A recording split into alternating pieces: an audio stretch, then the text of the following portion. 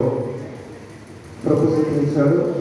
దాన్ని బట్టి వందనాలు చెల్లించుకుంటూ ఉన్నాం. గతించిన ఆదివారం దినం నుండి ఈ ఆదివారం దినం వరకు ఈరోజు వరకు కూడా దేవుని ఆరాధించేవారు, దేవుని ఆరాధన తీసుకునేవారు ఈ వారం రోజుల్లో మన స్థితి ఎలా ఉంది, మనం ఎలా ఉన్నాం, ఎక్కడైనా జారామా, మనం ఎలా ఉన్నాం అని మనము పరీక్ష చేసుకుని మరి ఆరాధన తీసుకోవడానికి సిద్ధపడాలని ప్రేమపూర్వకంగా విస్తరిస్తూ ఉన్నాం. ప్రియుల ద్వారా మన ప్రభు అయిన యేసుక్రీస్తు వారు మన కొరకు మరి ఆయన రక్తము కార్చి సిలువ పైన మరణించి మన కొరకు ఎన్నో బాధలు, ఎన్నో ఇబ్బందులు, ఇరుకులు ఆయన మరి మన కొరకు ఎంతో వేదన చెంది ఆయన మన కొరకు ప్రాణం పెట్టాడని. దాన్ని బట్టి మనము ఆయన ఆరాధన తీసుకునేటప్పుడు, ఆయన ఆరాధించేటప్పుడు మనం ఎలా ఉండాలి, ఏ స్థితిలో ఉండాలి, మనం ఎలా నడుచుకోవాలి, దేవుని యందు మనం ఎలా ఉండాలి అనేది ప్రతి ఒక్కరు కూడా మరి పరీక్ష చేసుకోవాలి. అలా పరీక్ష చేసుకున్నట్లయితే మరి దేవుడు మనల్ని ఆశీర్వదించేవాడుగా ఉన్నాడు. అలాగే మరి యెషయా గ్రంథము 53వ అధ్యాయంలో కొన్ని మాటలు మనం చూసుకుందామండి. యెషయా గ్రంథము 53:5 వచనం చదువుకుందాం. మన అతిక్రమములను బట్టి అతడు గాయపరచబడిను, మన దోషములను బట్టి నలుగు కట్టబడిను. ఎలా ఇక్కడ యెషయా గారు మరి ఈయన నిర్మించింది, ఈ గ్రంథము రాసింది ఎన్నో సంవత్సరాల ముందు. యేసు ప్రభు గారు ఈ లోకానికి రావడానికి ఈయన ఈ ప్రవక్త అయిన యెషయా గారు మరి ఇచ్చిన దానికి 700 సంవత్సరాలకు ముందే మరి ఈ గ్రంథాన్ని రచించారు ఆయన. దీని వల్ల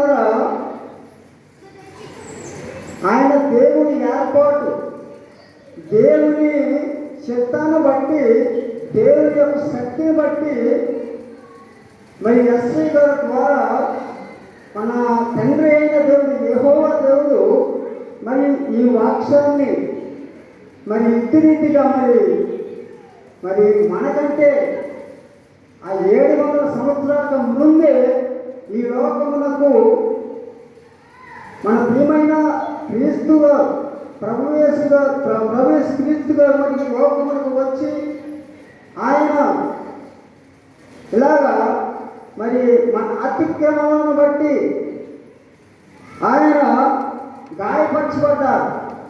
మన అతిక్రమం, మన దోషములను బట్టి ఆయన ఎంతో బాధపడ్డారు.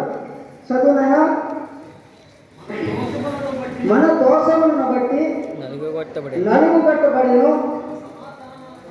మన సమాధానార్థమైన శిక్షను అతని మీద పడిను. అతని పొందిన దెబ్బల చేత మనకు స్వస్థత కలుగుతున్నది. మనమందరము గొర్రెల వలె త్రోవ తప్పిపోతూ ఉన్నాం. ఈమెను ఆలోచన చేయండి. మన కొరకు ఆయన ఎంత బాధపడ్డాడు, ఎన్ని నిందలు అనుభవించాడు, ఎంత శ్రమపడ్డాడు అనే విషయాన్ని మనం జాగ్రత్తగా ఆలోచన చేసినట్లయితే మరి దేవుడు మన కొరకు ఎంత శ్రమను ఎంత బాధను అనుభవించారో అని ఒక్కసారి ఆలోచన చేయాలి. 3వ వచనం చూడండి. అతడు తృణీకరింపబడిన వాడును, మనసును విసర్జించబడిన వాడును, వ్యసనాక్రాంతుడుగాను, వ్యాధిని అనుభవించేవాడిని గాను, మనుషులు చూడనని వాడుగా, మనుషులు చూడనవాడిగా, మనుషులు చూడనంతగా ఆయన ముఖమును శరీరం అంతను చీల్చబడి గాయముల చేత ఆయన చూడనని వారిగా మారాడు. ప్రియమైన వారు, ఎంత వేదన, ఎంత చింత ఒక్కసారి ఆలోచన చేయండి. మనుషులు చూడనంత బాధ, శరీరం అంతా కూడా చేర్చబడిపోయింది. ఆయన మన కొరకు ఎంత బాధపడ్డారో ఒకసారి ఆలోచన చేయండి. వాళ్ళ ఎంత వేదన, ఎంత కష్టం మనం అనుభవించగలమా? మనం ఎలాగోగలం? మనం ఎలాగొంటున్నాము? ఆయన గురించి మనం ఏ స్థితిలో ఉంటున్నాం, ఏ రీతిగా మనం నడుచుకుంటున్నాం అని మరి ఈ వాక్యాన్ని బట్టి మనం నడుచుకోవాల్సిన వారిగా ఎంతైనా ఉందని మరి దేవుడు మనకి చక్కగా వివరిస్తూ ఉన్నాడు. ప్రియమైన వాళ్ళ కింద చదువుతుంది. మనుషులు చూడగలంత వారుగా అతడు తృణీకరింపబడిన వాడు కనుక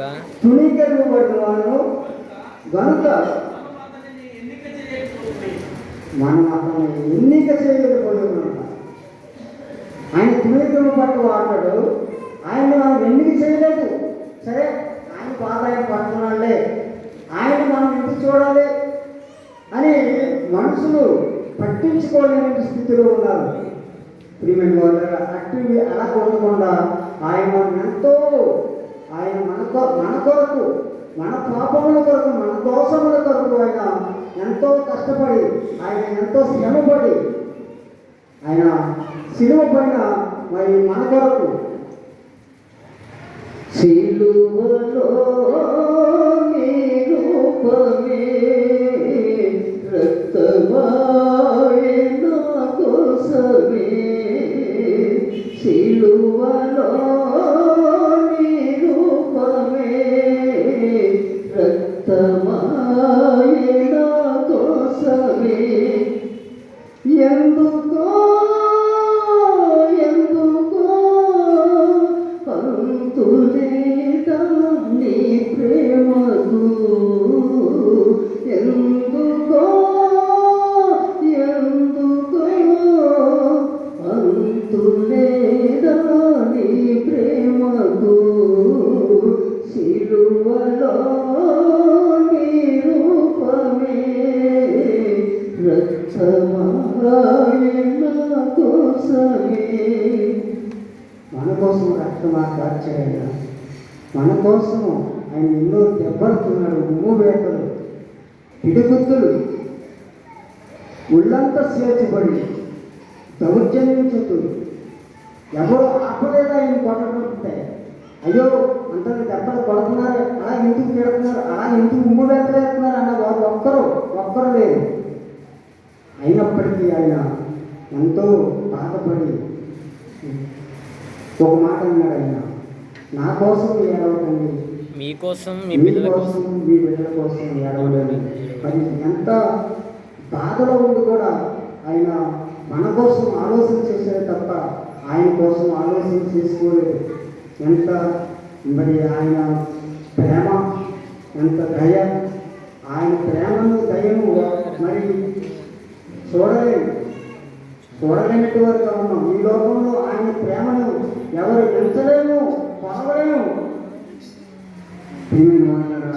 మన కొరకు ఆయన ఎంతో ప్రారంభించుకున్నాడు. మరి ఎందుకు చదువు ఎందుకు నిశ్చయముగా మన రోగములను భరించెను,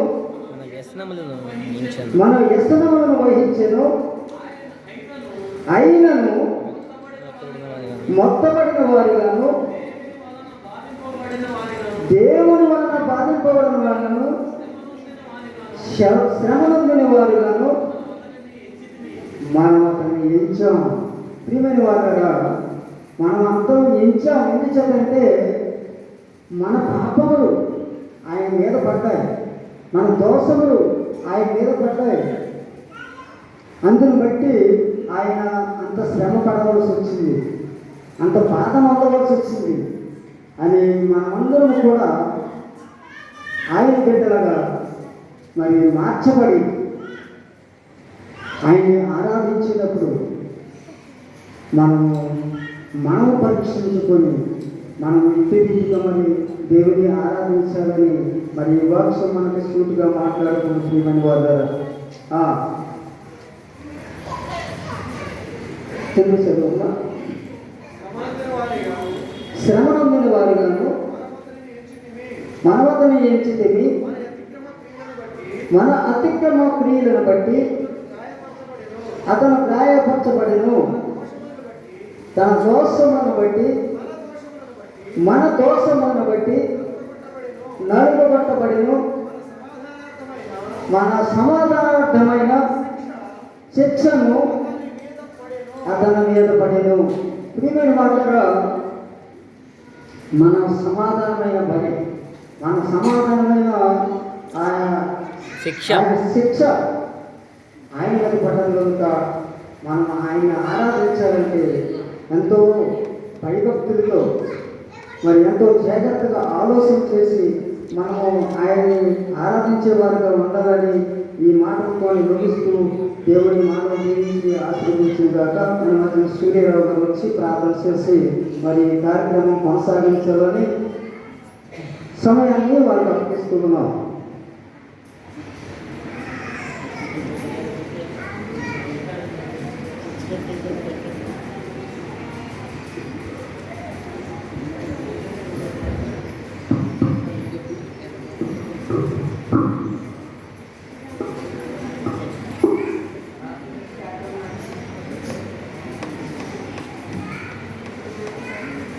సరే, ఇంతవరకు దేవుని వాక్యం తన బిడ్డల ద్వారా మనకు వివరించబడ్డాలి. ఆయన ఈ లోకంలోకి ఎందుకు వచ్చాడు? ఈ లోకానికి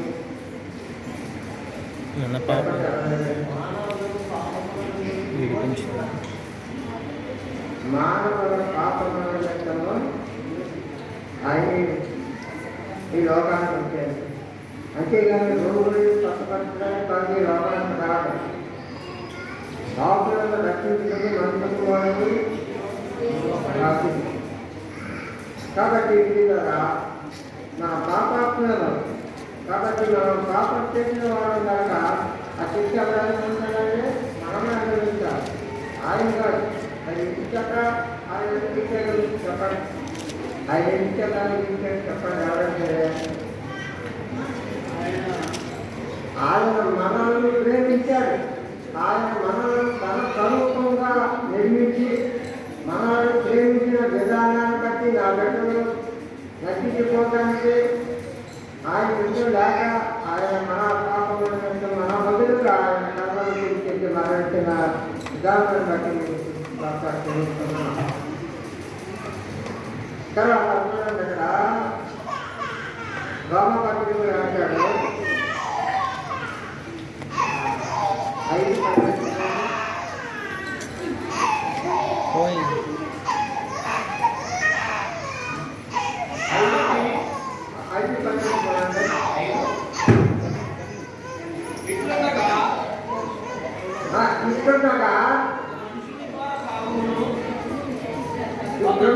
ఒక మనుషుల ద్వారా పాపమును పాపం మరణము ఎలాగ ప్రవేశించను అలాగనే మనుషులందరూ పాపం చేసినందువలన అందరికీ మరణం సంస్థాపిస్తున్నాయంటాడు. ఎందుకు చేస్తామా? అసలు మరణం అనేది లేదు. ఎందుకు చేత మరణం వచ్చింది? పాపం చేయడం ద్వారా. మన పాపం చేసినందువల్ల, మనం పాపాత్మలు కాదు, పాపం చేసినందువల్ల మనం మరణము అనుభవించాలి. కాబట్టి పిల్లల మన పాపాన్ని మనం ఎలా ఉండాలంటే ఒప్పుకోవాలి, తన పాపం ఒప్పుకోవాలి. ఆయన నలగొట్టబడిన శరీరంలో స్థితిగా ఆరోగ్యం తీసుకుంటున్నాం కాబట్టి శ్రీధర ఆయన ఎందుకు ఆరోగ్యం తీసుకోమన్నాడు? అది జ్ఞాపకం చేసుకుంటాం. తీసుకోమన్నాడు ఆయన మరణాన్ని జ్ఞాపకం చేసుకుంటే తీసుకోమన్నాడు. కాబట్టి శ్రీధర ఒక మనుషుని ఇటుండగా ఒక మనుషుని ద్వారా పాపంలో దేశంలో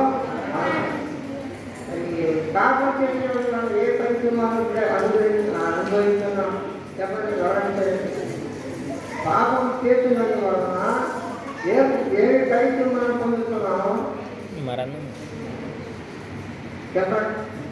నిత్య ఏ మరణం, పరిశ్రమ పొందుతున్నామండి? మన పాపం చేస్తున్నాం. మన పరిస్థితి ఏంటి? నిత్య మరణం. ఏంటి? మరణమే. మన పాపం చేస్తున్నందు వల్ల మనకు మరణమే పరిస్థితి. కాబట్టి కదా మన పాపము చేయకుండా ఆయన స్థితిని నీతి మంత్రులుగా తీర్చబడాలని దేవుని వాక్యం మనకు చెప్తుంది. కాబట్టి ఇంతవరకు దేవుని వాక్యంలో 50 అధ్యాయాలు చదివారైనా కాబట్టి అట్లా ఉండాలి. ఆయన మరణాన్ని చూస్తే మన చాలా విధానం కాదు ఖచ్చితంగా అటు కాబట్టి వచ్చాక పడి కార్యక్రమాన్ని తీసుకుంటాం.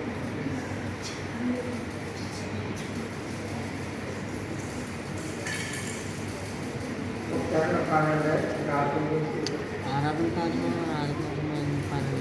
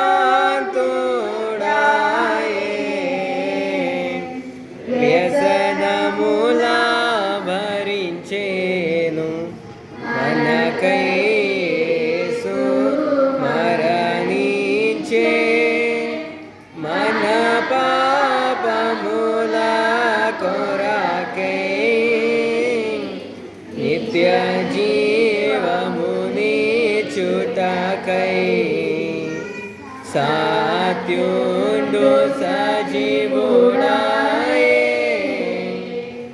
నిత్య జీవముని చుటకై సాత్యుండు సజీవుడాయే.